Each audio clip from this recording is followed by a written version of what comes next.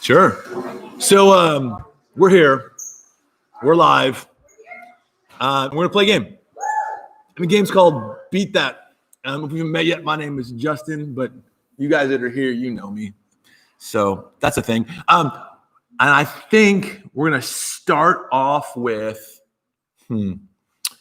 let's get Alexis and Isabel. Come on out. All right. I've got my cozies. I'll see any one of you on this side and one of you on this side. We're going to open up my box of mystery. I have to lean in just a smidge so we can see you perfect. Yeah. All right. Because you know social distancing. Yeah. Thing. Yeah. Anyway, let's see what game we're playing. Beat that. Well, it's kind of obvious. So just so you know, Beat That is the bonkers battle of wacky challenges. Emphasis on challenges, which means it's not just beat that. Yeah. It's a game. Like a card. Yeah, tell me beat those. That's a great one. All right, so I'm gonna pick one, and then all the things you need are in this box. Beat That, sponsor me. No, don't do that. That's actually a really bad idea. Target, where I got they should sponsor me. Anyway, no. Oh yeah, we'll do this one. Okay, great. So we're gonna go. Hang on, I'm gonna open up the box, and inside the box, there's all kinds of stuff. The box is breaking. That's okay. We don't need any of those. What we need are 4 cups. So here's your 4, and 2, 3, 4. If I can count. Yeah, here's your 4. Thank you. So what we're gonna do is you're gonna start with your cups facing up like this on the edge, and you need to flip it so that it goes up in the air. It rotates at least once and lands like that. Like a whole flip. This? Sure, why not? You know what? I'm looking at the instructions. You can't see them, but I can. And I'll tell you what, a whole flip is not necessary because that just, it sounded great, but you know, that's a thing. You need these though. So anyway, I'm going to go ahead and move this and we're going to see what happens. Now, the last time I played this game, I'll be brutally honest, it took forever and a day and nobody that's gonna change. Got all of them. So while one of us here is a little overly confident, the other one's a little bit more, how shall we say? No, not humble. I was going more for optimistic or realistic even. Yeah, realistic. But we'll go with humble and still, you know, I'm still overly. You have to be optimistic about it. Great. I love it. Yeah. Great. So anyway, no pessimistic people-ish. Anyway. Okay. If we get like this goes on too long, we'll just like skip. You know, say whoever has the most at that point. So great. So turn your cup over. Remember, right here. Okay. And let's just get. You know what? Let's go for it. Ready? If you can on your mark. Names, right? Get set. Yeah. Cheer for me. I have to be in the middle of this. On your mark. Lean in a little bit. You know what? Why don't we do this? Why don't you come here and I'll just get out of your way. Okay. No one can see you because, you know, why not? Just remember, masks are on, so we're COVID friendly. Okay, ready? Hey, Mark, get set, go. What? Oh, does that count? Wait, that should count. Well, it starts like this, and so if it lands like this, then you're golden. That doesn't count.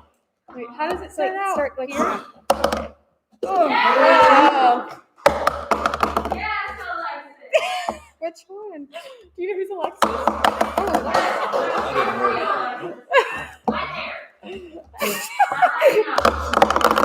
didn't work. Alexis, if you can flip it and land on the other 3, you'll win. Oh, okay. There you go. Close. So far, it's 2-1 right now. And 3-1. This is not going to go well. I'm always Hey! That doesn't count. We'll keep it. We'll keep it. Listen, I'm already losing.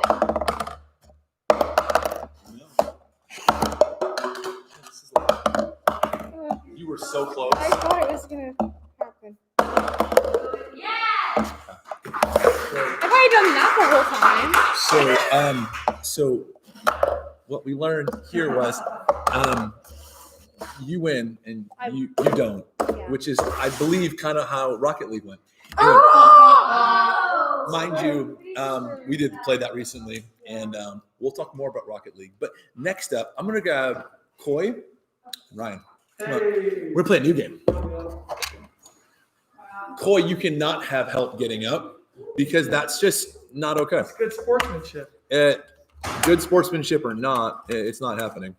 I'm gonna get you a special one. Oh no, not the multiplication. Yes, one. this one. Okay. Not so, the multiplication. No, one. because that one it would require me Oh, okay. to be able to answer the. And That's I don't. fair. Okay, you're gonna have 3 cups.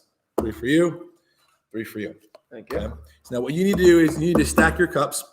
You're gonna go so down, Yep. first one, then up, and then down, the fastest. Okay. The first person to do that can claim total dominance over the other. And is your Nerf war still going on? No, they already won. You won? Yeah. Congratulations. Well done, dude. They already won. All right. So your mark, get set, go. Done.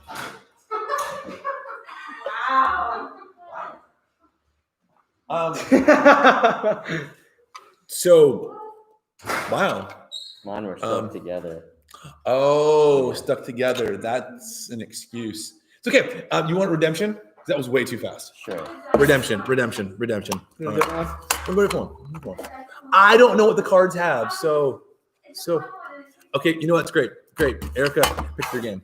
You need all you So need what do are we 2 do? cups. Okay, 2 cups. This one, one of those, and here's what's gonna happen. And you go to my box of treasure.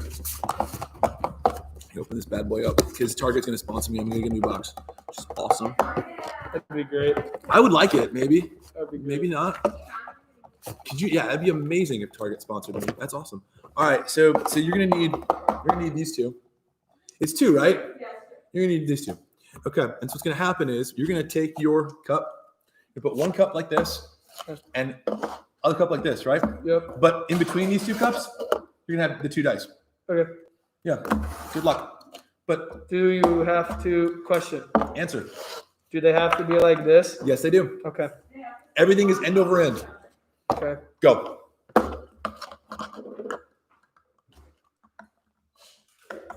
I'm a little nervous that too easily.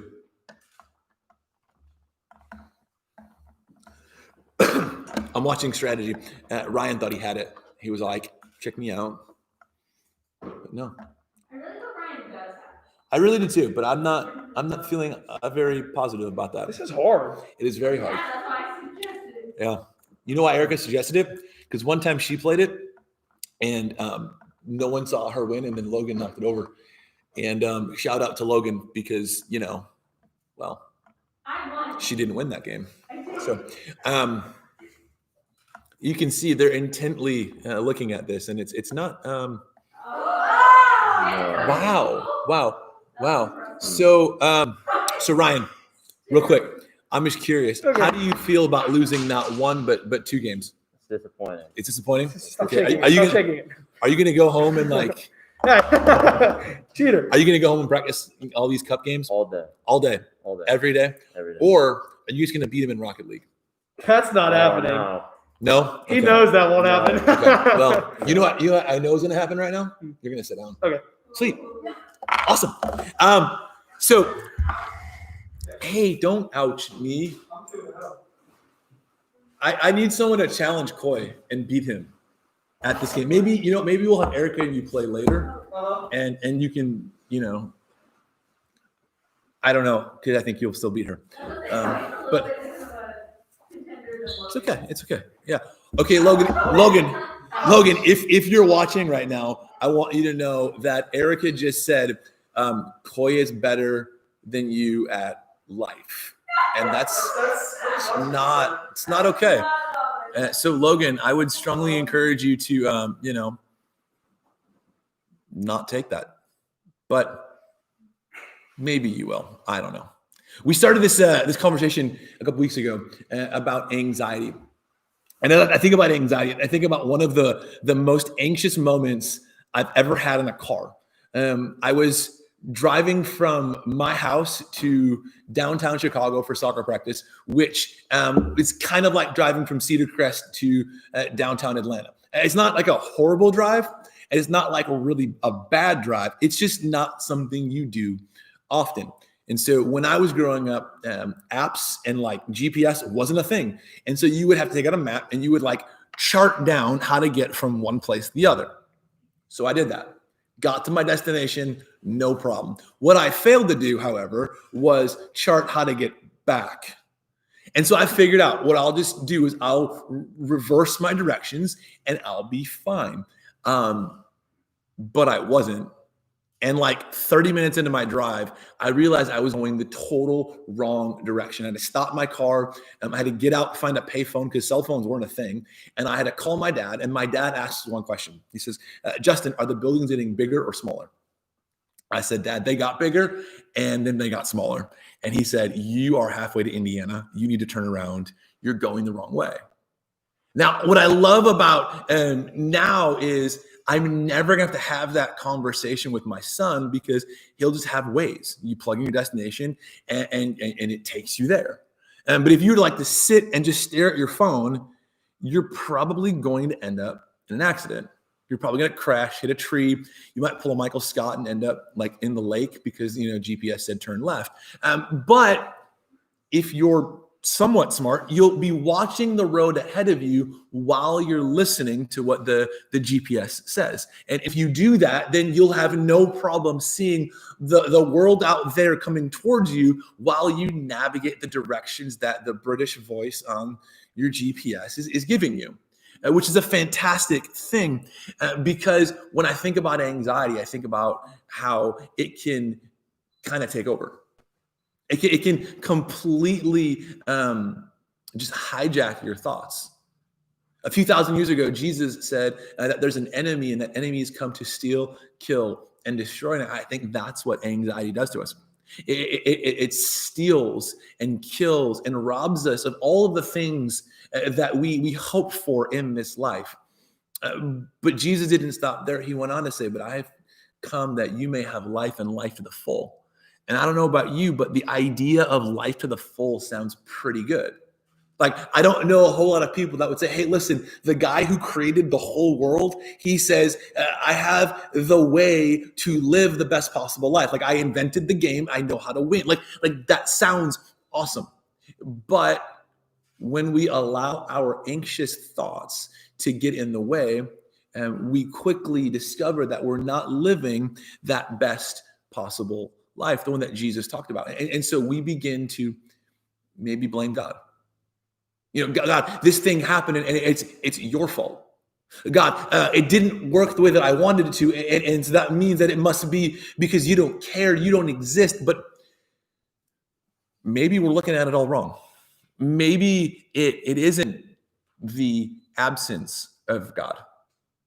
I think the Bible can be one of the best places, if not the best place for us to look for guidance on how we can live the life that Jesus talked about. And a lot of times what we'll do is we'll look at the New Testament because that's where we find Jesus. And we just read the New Testament and we completely neglect the Old Testament because, Jesus came and all I need is the New Testament. With the Old Testament, life before Jesus, it all points back to Jesus. So if you want to have a clear understanding of who Jesus is, look to the Old Testament and it paints this picture of who Jesus is and why Jesus is so important. So Old Testament. A few weeks ago, we began talking about this guy, King Jehoshaphat.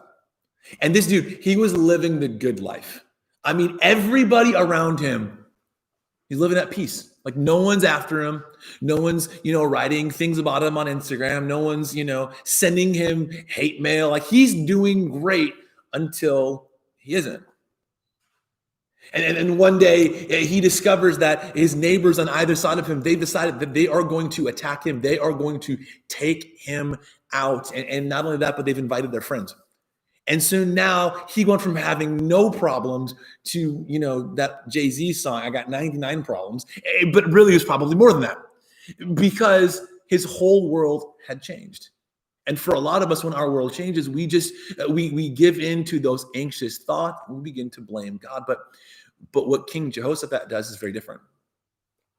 The moment he discovers that the world out there is coming for him, Instead of listening to those anxious thoughts, he actually decides that he is going to pursue God like nothing else. And he begins to pray. And prayer is simply a conversation with God. Sometimes we treat prayer like a drive-by. We just like, hey, God, I need this thing. And we kind of loft it up there and we just continue on and hope that we're showered with the things that we're hoping for, but it doesn't happen. And so now we're like, God, you weren't listening. But maybe it really was that we didn't pause to listen to what God actually had to say. And when we seek this conversation with God, we really have two different options. We can either ignore his voice or we can choose to listen to his voice. And when we ignore it, it's kind of like we're just turning the volume down. You don't turn it down all the way and completely remove it because, well, that's just weird. You slowly turn the knob until eventually the sound goes away. And when that sound goes away, we create space for new sounds to enter. We just bought a house and we moved in over the weekend, which is fantastic until bedtime, because my son was so used to the noises of our old house. And in a new house, all those sounds are gone and they're replaced with new ones. And he was comfortable with the old sounds, but the new sounds freaked him out. And so for an hour, we're laying in his bed, and all I'm trying to do is say, hey, buddy, everything's going to be okay. And when we turn down the volume on God, we create space for other thoughts and voices to creep in, and all of a sudden, anxiety begins to just bubble up. The alternative is to listen to what God has to say. And when we listen to what God has to say, we have to understand that God doesn't want to just deal with the things on the surface. God actually wants to deal with the stuff deep down at the core. A friend of mine, Alexis, would say, the thing beneath the thing.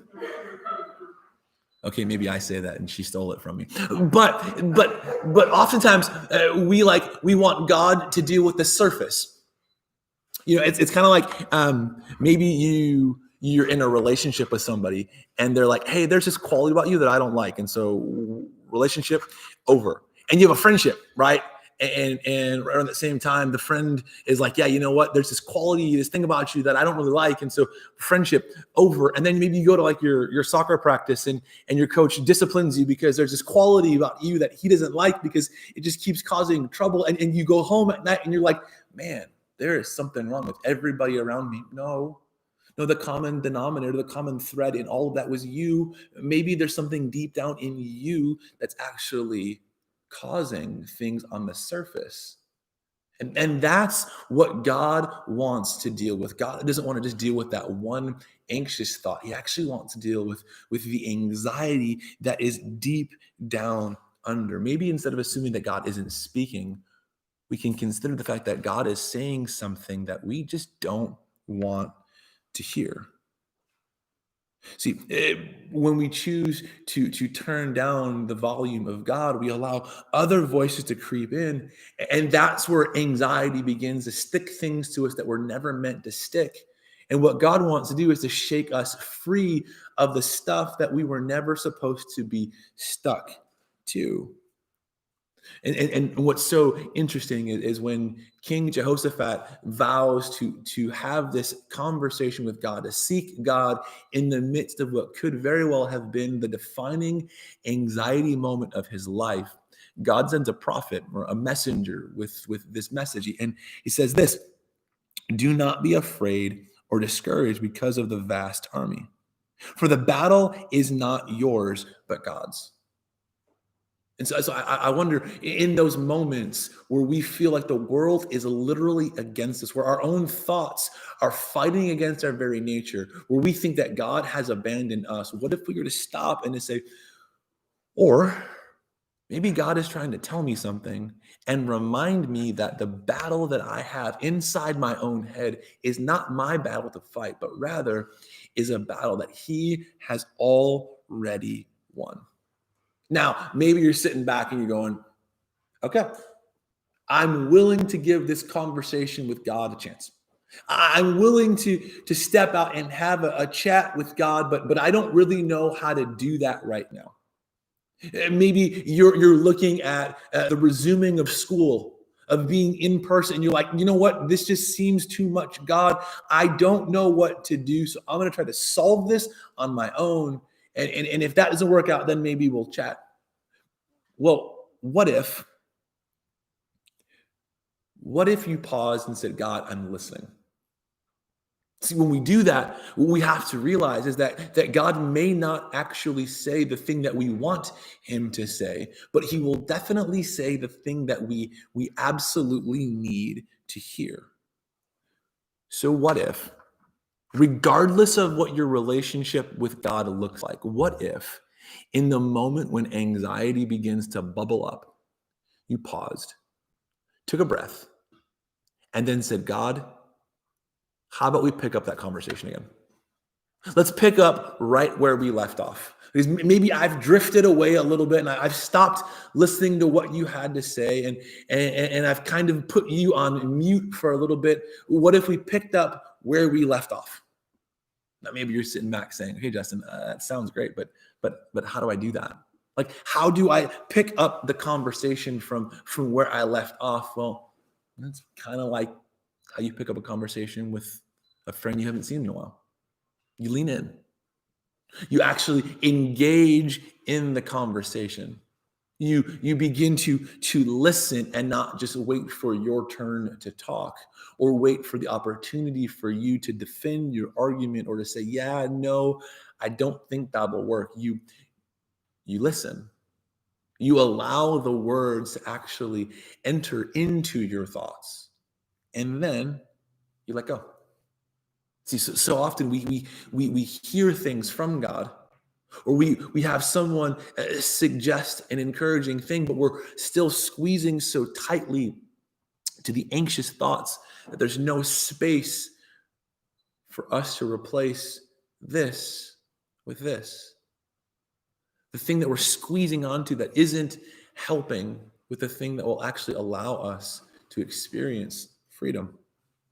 You know, when I was a kid, whether I was playing in front of 5 people or 5,000 people, whether I was playing in an open field or in a stadium, if my dad was at the game, he did his whistle. You know, I can't do it, but he can.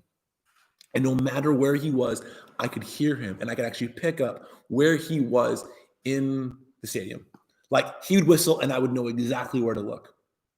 And I think sometimes that's what God is desperately wanting for us to hear his voice and to immediately know, oh, I'm looking away. I need to look to you right now. God is always speaking to us everywhere we go, at every moment of the day. We just maybe have the other things around us turned up a little bit too loud. And so this week, what we're going to do is we'll drop a few suggested Bible verses on our Instagram, and maybe you want to read it. Maybe you want to look at a couple and just allow God to speak to you, to create the space to return back to the conversation that he was having with you, and then see how that impacts those moments when you feel like you're under attack, like everything is closing in, like what was once going in the right direction now seems to be going in the opposite direction. And maybe you even commit those verses to memory. And so when you're in the moment and it kicks in, you can immediately take that thought captive and replace the anxious thought with the true voice of God. So we'll toss those out, and hopefully that is a help to you as it is a help to so many of us. Yeah, that's all I got. So until the next time we're together, peace.